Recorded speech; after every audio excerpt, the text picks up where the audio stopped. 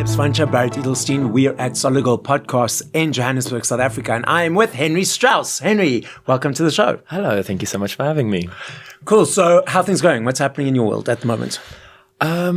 This week has actually been a little bit more chilled than it's been for the past few months. It was incredibly hectic, had lots of projects running. It was up and down between Cape Town and here, and sleepless nights, and it was just crazy. And then ever since the last event that I was working on finished on Saturday, so since Monday I feel like I'm able to breathe, and so it's going a lot better. Okay. Yeah. Okay, so now let's rewind. At what age, whether it was a child or teenager, did you feel cool? I want to be in the space of acting in the entertainment world, and how did that journey progress to where we are today? Hectic. Loaded question. So in high school, I started venturing down the avenues of performing and being in the high school reviews and all of those kind of things, those kind of shows, which isn't really that great exposure, but it was cool. But it is experience. Yeah, it is experience, and I was definitely interested. But there was also this connection to it that, especially in the small town where I'm coming from, which is Johannesburg. So there's this preconceived ideas that everyone doing that is a little bit more on the fame side. So you don't want those stereotypes connected to you. So I didn't follow it wholeheartedly until I got to university. I started with studying BSc Human Physiology, Genetics, and Psychology. Oh wow, okay. So I did that for a year, and then but during the year I told my parents, I saw this theater production. I was like, I'm thinking about going into drama. How do you guys feel about it? And they're like, no, you can't do it. You have to, or at least just finish this year of studying, and then we can see how it goes. But then at the end of my first year, I saw Equus. So watch that, and then I was like, oh my gosh, this is amazing. I definitely need to do this for the rest of my life. And I walked out of the theater and I went and changed my degree to drama. And then in the next year, when my dad started still paying my studies, bless his heart for doing that, he was like, wait a minute, this is a BA drama degree, what happened here? So didn't you tell them? No, you just changed. I just changed. Okay. Yeah, because they weren't going to allow me, and I just knew that I need to do that. Yeah. So then I started studying drama. They let me do it, and they were always a little bit worried whether I'm going to make it or not, but it was the most incredible time. So then I did that. I did my honors at TUX in directing and physical theater, and then I did and then I just popped into the industry from there, working behind the screens the whole time, and then at the beginning of this year, I got in front of the camera. I thought I'll just try it out. And then Deepa Vatish came across my path, and here we are now. Okay, so lots of questions. What is physical theater for the people who do not know what that is? Dancers will hate me, but it's kind of like dancing. It's just with more emotion, more storytelling. So instead of doing a sequence of one song or 10 minutes or so, you will do a 45 to an hour and a half production that has lots of storylines woven through it, but it's all very physical, dramatic, not a lot of words, very absurd theater kind of aspects to it, yeah. And then when you changed from your BSc through to BA drama, and how long did it take for your parents to realize that you had changed? A while, actually. I did finish the year, for my first year completely as they hoped I would, or asked me to. And I think about midway through, they were like, yeah, there's something fishy going on here. And then I invited them to come and watch my first show. So is that how you told them? No, they were like, what's going on here? And they were very upset and everything. But then I said, no, it's really worth it. And you'll see that I'm actually quite good at what I do. So please just come and watch the show, and then you can decide for yourself, and we can chat about it then after that. Yeah. And if there wasn't that stereotype of, in Hard to Be a Sport, the stereotype of you, or of a person who does that type of stuff being more, as you said, femme, what connotation wasn't there, do you think you would have followed the path a little bit more? I think so. And I was maybe it held me back all those years so that I could have been going down this venture a lot earlier in my life. But I think in the end of the day, it kind of built character. It gave me a backstory. It gave me lots of different worldviews and stuff that I now feel very passionate about and would like to fight for and so on. So I think in the end of the day, it happened the way it was supposed to. Okay. And now you said after your course, after you finished studying, you were doing stuff behind the scenes. So what exactly were you doing? So I started as a production assistant. Just working, trying to do as much as possible, and then on a few different productions. And then slowly I tried to like get a little bit more responsibility, like, oh no, don't worry, I can do that, or I can do that. And I just kept doing that. And eventually I was the production coordinator for a lot of their productions, and then I became production manager. And actually last month, when it was so busy, I was the producer for 8 short films. Wow. Yeah, so I just climbed the ladder from there. So was it very strategic in the sense that you were putting your ears to the wall, and it was like whenever someone said, oh, out of your, not within your conversation too, or possibly with you, thinking, oh, we need someone to do this, and you're like, okay, I can do this, and you just put your hand up. Yeah. But was it always the case of you knew what to do, or you just thought, okay, I'm just going to figure it out? No, I was going to figure it out because I didn't study film. I studied theater. So the worlds are a little bit different. And I don't know a lot of like the gear and the tech and stuff that we were used to. But I was like, I'm definitely going to do this. So, and Tux didn't have a film degree. Okay. So I had to go the theater route in any case. But I knew where I wanted to end up. So yeah, I just kind of listened. And then I would like, okay, how do you do this? And figure it out and then go and yeah. What, YouTube tutorials? Or yeah, YouTube is your friend, 100%. Yeah. Okay, so let's unpack that a little bit more. So you said production assistant, production coordinator, production manager. What does the assistant, coordinator, manager do in the different roles? So the assistant, you're basically like a runner, but more on the production side. So you get your film camera runner, which is on set. Yeah. This one is in the production office. So you print a lot of things and you go and do a lot of coffee runs. Okay. You're very much the Andrea and in The Devil Wears Prada. And then you get to production coordinator, where they have the plan and they have all the arrangements and everything in place, and it's all set, but they just need a way for all of this to flow and come together in a schedule, and everyone knows when to be where. So when you say everyone, you're meaning the actors and the crew, literally everyone. So you make sure that there's this coherency between everyone that's part of the project, that everyone is at the places where they're supposed to be, and that it will have a flow and work and logistically make sense. So you figure out the logistics, like, we're going from this location to that location. We'll probably need some transport. Yep. Maybe we can get a bus hire, and then you get that. And yeah, so that's production coordinator. And then you go into production manager, who would get all the things in place. Like, we need this arrangements to happen and these arrangements to happen. Whether they logistically are going to make sense doesn't necessarily have to be your responsibility, because that can then fall onto the production coordinator again. Okay. But you make all those little plans, like, we need plane tickets. So now we're going to get all the information and the things that we need. And okay, cool. Plane tickets can be bought. We have the funds, yada, yada. And then the coordinator will go and book them and make sure that it falls into everyone's schedule and so on.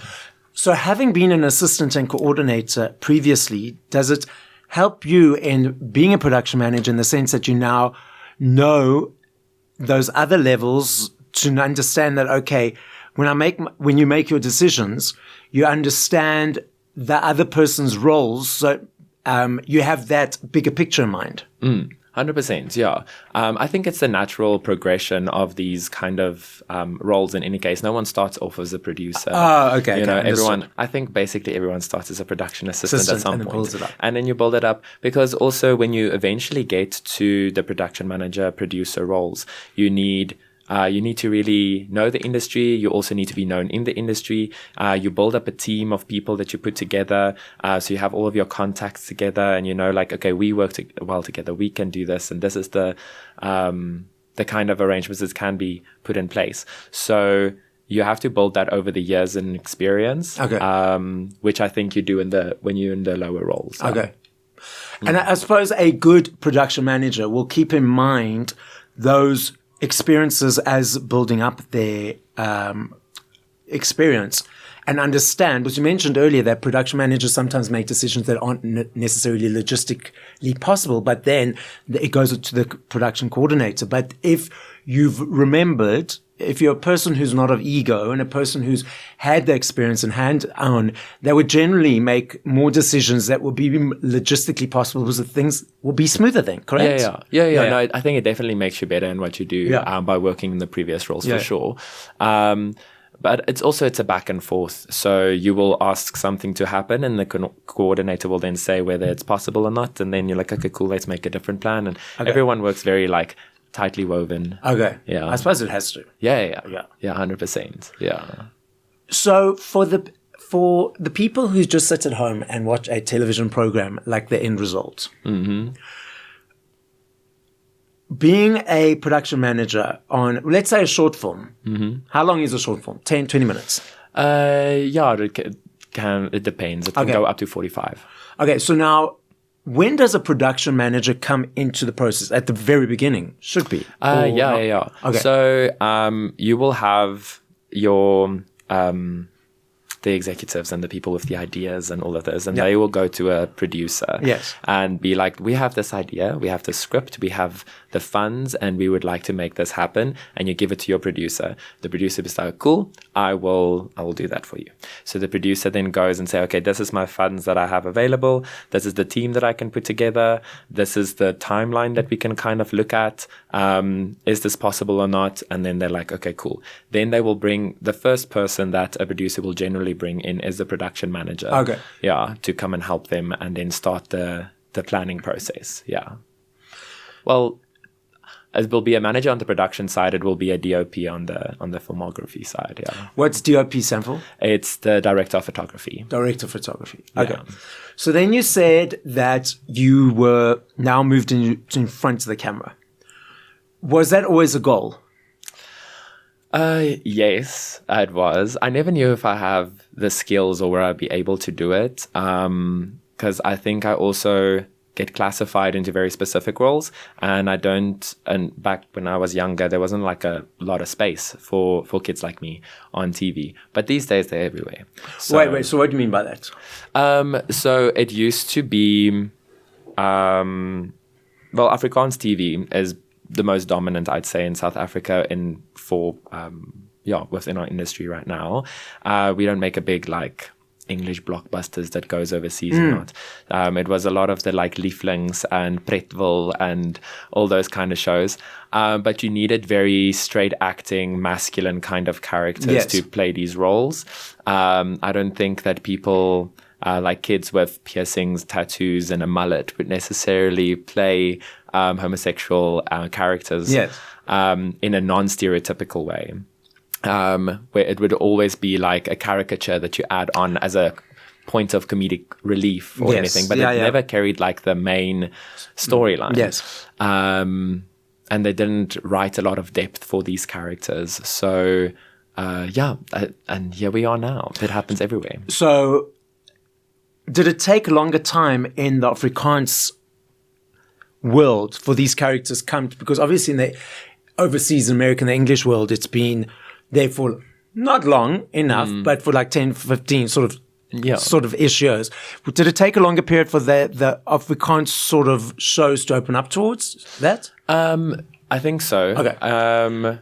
Because, like I say, they were queer and gay characters a lot earlier, but they were like small parts in the background. Yes, come on the periphery. Just looking in. But I think it's very recent. We had Kyle Clark, who played on Seven Alone, and they were a gay couple, right? And there was also, I think I heard on Villa Rosa, I never watched it, but apparently there was a gay character there as well that like was represented for quite some time. Yeah. And we have now brilliant shows that show much more of the queer younger generation, like Wafie and Cook and so on. So in the Afrikaans specific kind of films now. But I think it's still very new for the community because even in Diepe Water, which is a very like family program, family-oriented program, it happens during dinner time where the whole family sits in front of the TV and eats together. To have a gay character in there that is not just there for comedic relief, but it's actually there to carry a storyline that has depth and it's fully rounded.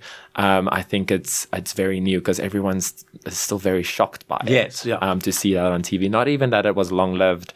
I mean, my character was straight, like no one knew he was gay from the beginning. And the actual gay storyline was just 2 weeks. But it made such an uproar. So, oh, really? Yeah. That's so fascinating because I remember there was Igorli platform Goat like many years ago, and there was gay characters and gay couple who were prominent. That's true. Yeah. Not in the beginning, but like nearer there. Like I can't remember. That was on for like 10 years, so I'm not sure from what period to what period. But like it's true. Like even overseas TV, like when I was struggling, for me it was like. The only gay representative on the television many years back was the Screaming Queen hairdresser. So I thought if I was gay, meant I needed to be that. So there wasn't any representation of like, okay, a gay person can be a doctor, can be a this or that. That's who you are. Yeah. So that was a struggle for me. And then I was so excited when more representation of different types, inverted commas, of LGBT people were represented on TV and stuff. I remember back at the Issy Dingo, they had it was very new. And at the time, like to see a gay person so front. And I never watched it, but I just thought, okay, I want to watch that because I want to see someone more like me. Yes. Which wasn't very often noticed on television until and then Glee came along and then it just literally blew up the glitter ball into everything. Every single show now has got I totally get what you mean. Yeah, so it's brilliant. When you started, then you said you weren't sure if you could, be an actor if you had the skills. So when was the click to realize, I can actually do this?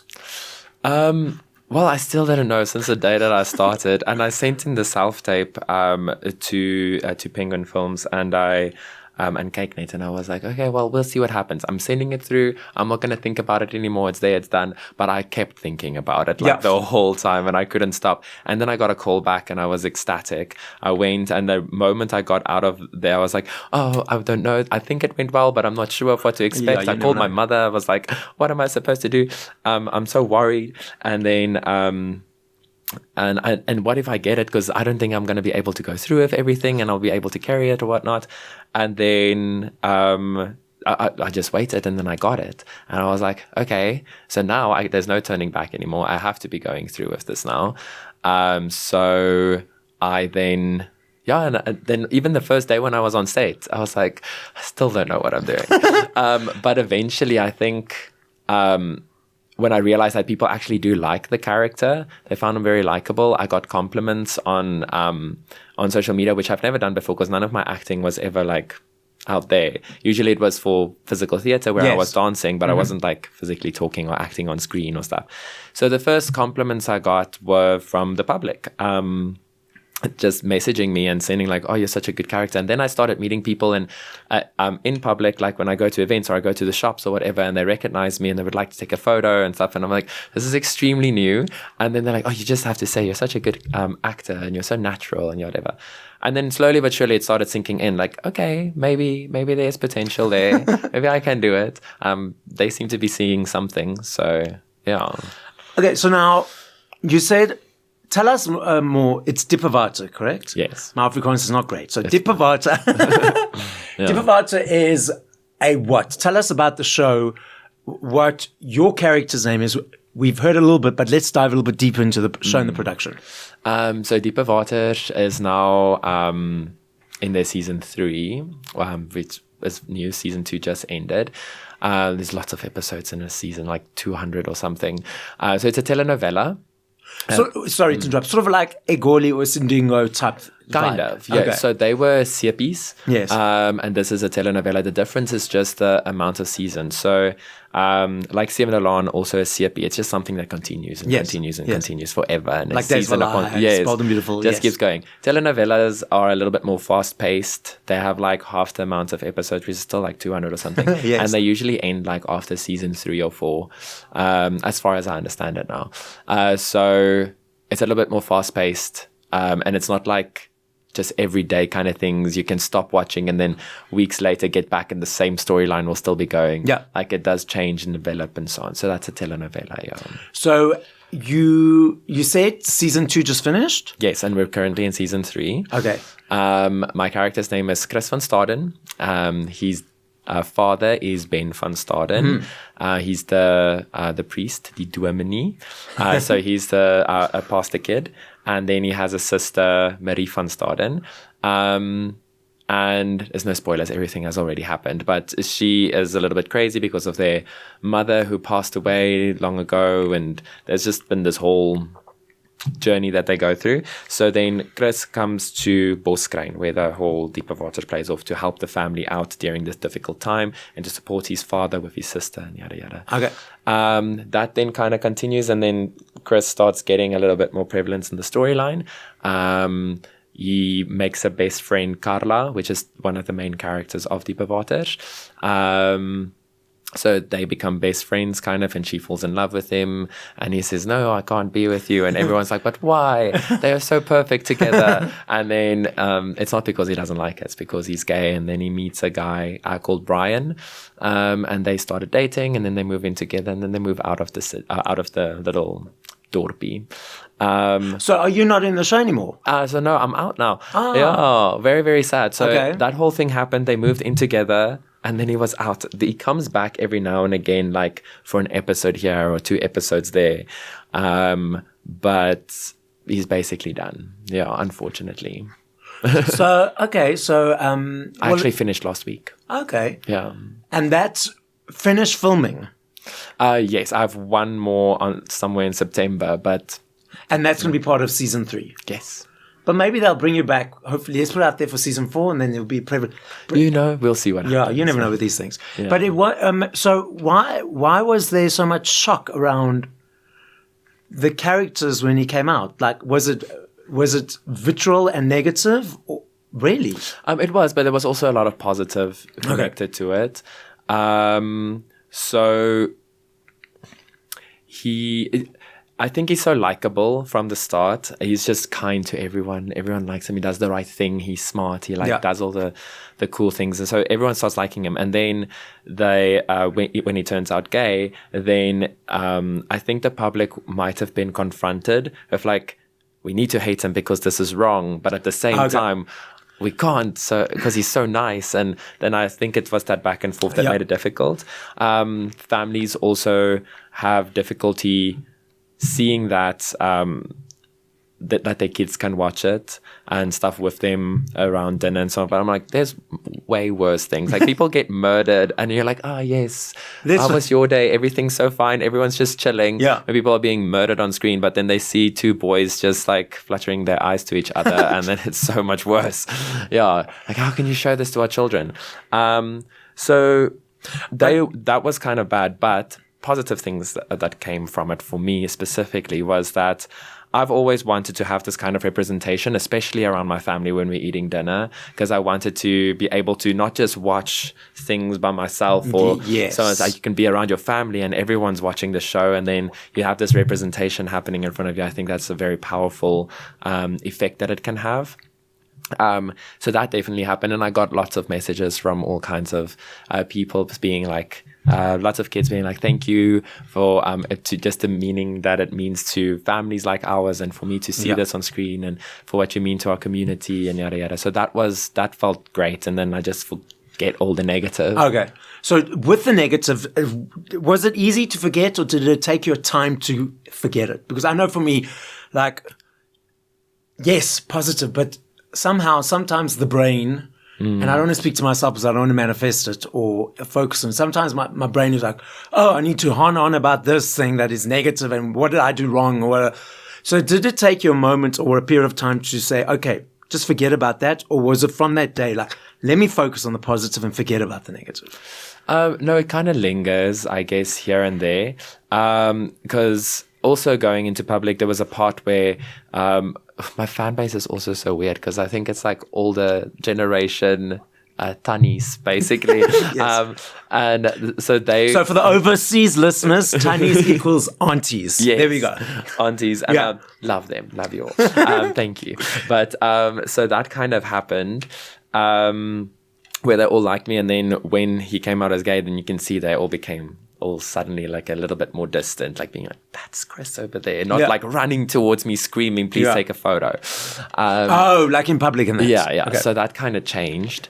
But what was the question again? Now I started talking about No. So did it take you a while to forget about? Yeah.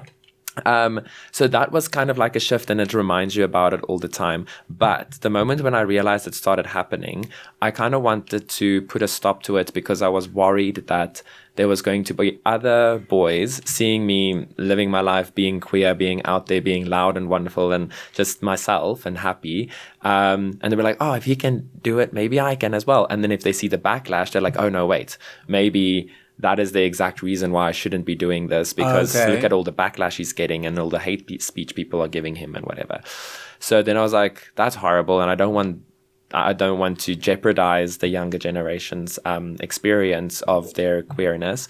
So I then made a video on my social media where I just like chatted the one morning and being like, do you know that this is the effect that these kind of things have on people like us and to kids, and that it can have on your kids as well? So just be mindful and know that your words carry value and carry weight and whatever. I sent that out, and that just also went a little bit everywhere, all over the place.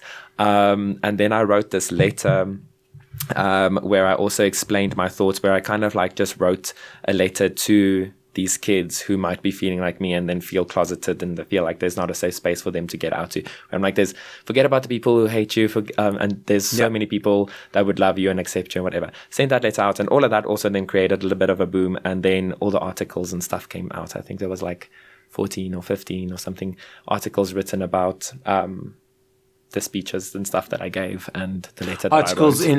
In news media. Yeah. Okay. Yeah. So I kind of went a little bit everywhere, which was nice. Yeah. And then I was like, I don't care about the haters now. Okay, so that in doing those exercises allowed you to process them, release them, let them go, and then focus on the positive. So it was a good way, actions made to process it. Mm-hmm. So, but I mean, like, even like, I love my soapies, okay?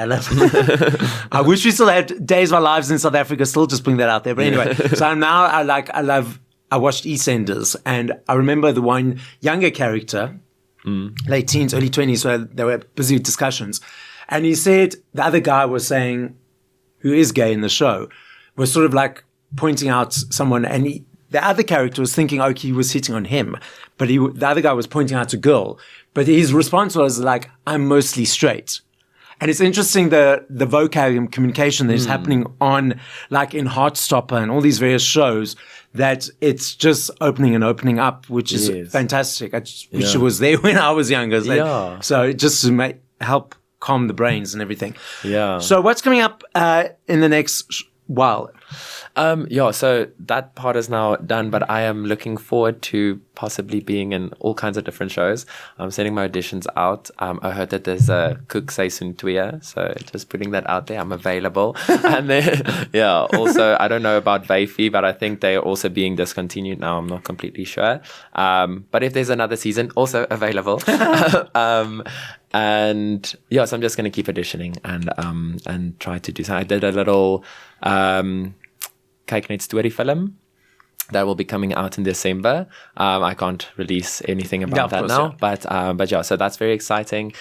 Then I still work at the agency like I do on my 9 to 5 and event planning and so on. So what do you mean you work at the agency? I work at Thespian's Talent Agency. Okay. Yes. So I work there. I have sort of my own agent at the same time, which worked out well, but that's my 9 to 5 and how I actually got the audition brief for. Okay. I was like, this looks interesting. Let's try it myself. That's good, yeah. I work there. I do event planning.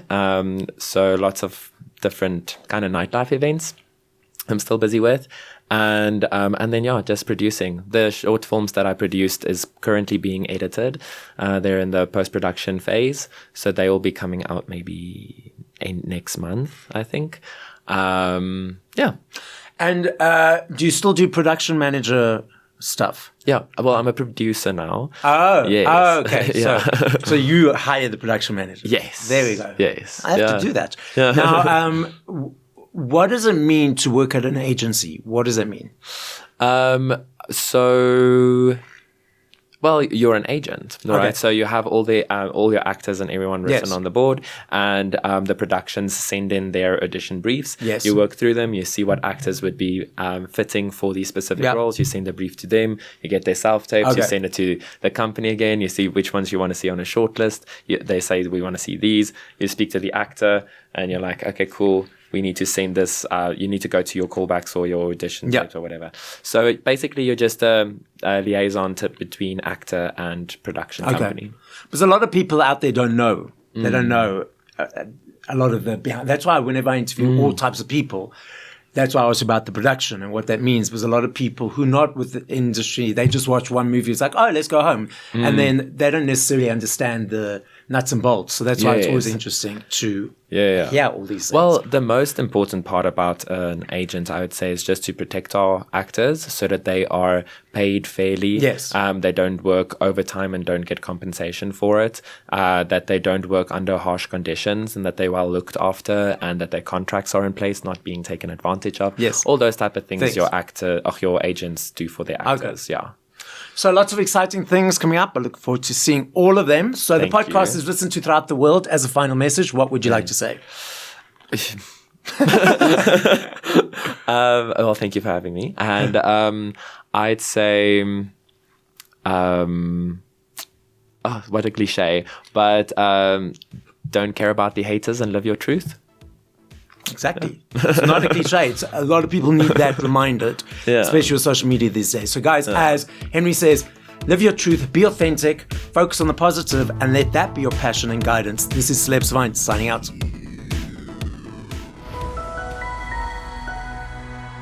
Another production from Solid Gold Podcasts.